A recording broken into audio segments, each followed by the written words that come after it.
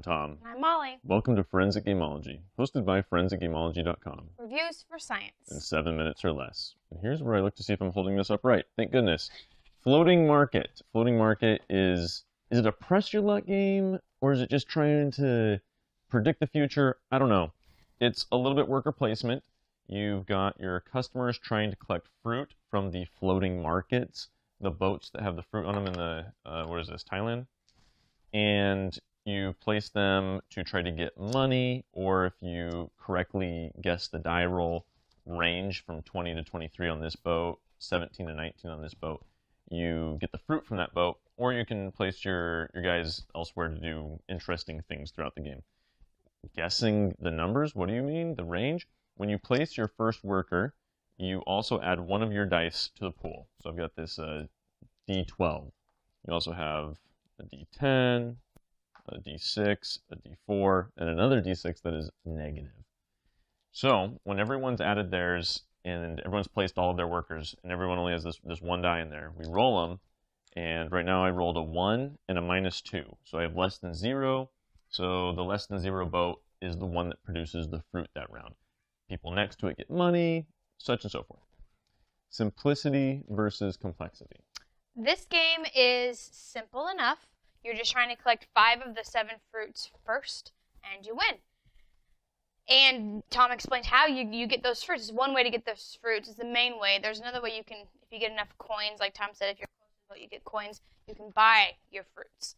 On the non-floating market, on the fruit stand next to the floating market. The tiny bit confusing part is all these buildings. And by all these, I mean, I guess there's 5 or 6, and then a few others here.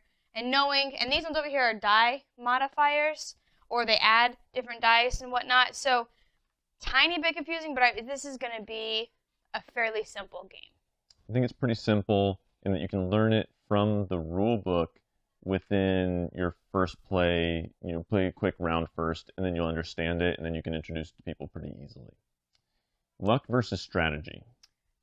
Again, the strategy comes in after repeated plays. One of the first times we played, we didn't go to many of these buildings, therefore it was purely based on die rolling, and that is random, right? Random chance. Yes, you can add in a D12 to hope to get a high number, but Tom just rolled a D12 and he rolled a 1, which is what happens in die rolling. You have a 1 in 12 chance of getting any of those numbers. So it is a chancy. It comes down to a die roll, but these buildings actually modify quite a bit, and so you can mitigate that. You can also go where someone's already gone.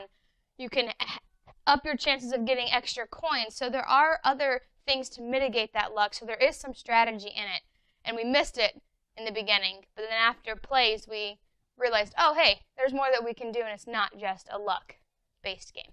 There's admittedly a lot of strategy in this game, where you decide to go to try to get coins. Since you can only hold 6 coins, making sure you offload them appropriately. Molly did well in guessing where somebody else would have gotten their fruit, so she could have gotten another fruit with them, and that was her last fruit to win the game. There's a lot of things you can do, but man, that die roll is so lucky.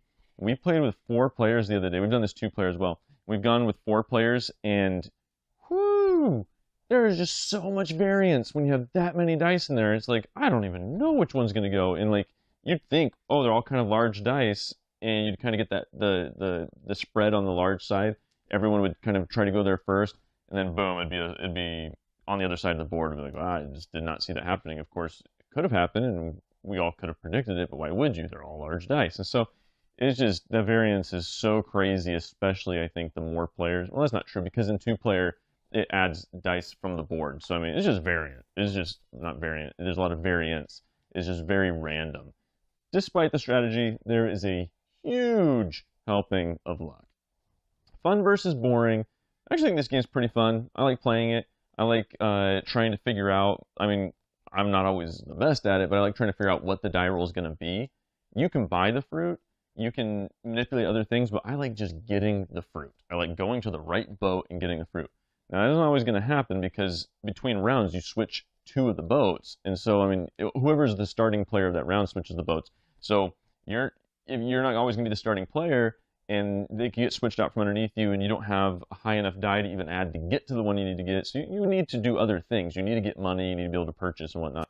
but I do like trying to see if I can get the correct guess. There's something satisfying in me saying yes, because this one only has a 4-number range, 20 through 23, and I've received. That is a 3-number range. Yeah, well, it's a 3-number range.